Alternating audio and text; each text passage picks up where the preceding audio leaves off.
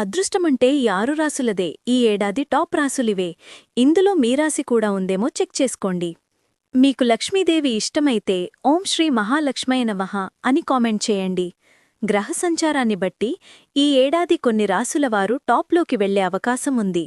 ఉన్నత స్థానాల్లోకి వెళ్లాలన్న పక్షంలో గ్రహాల అనుకూలత చాలా ముఖ్యం.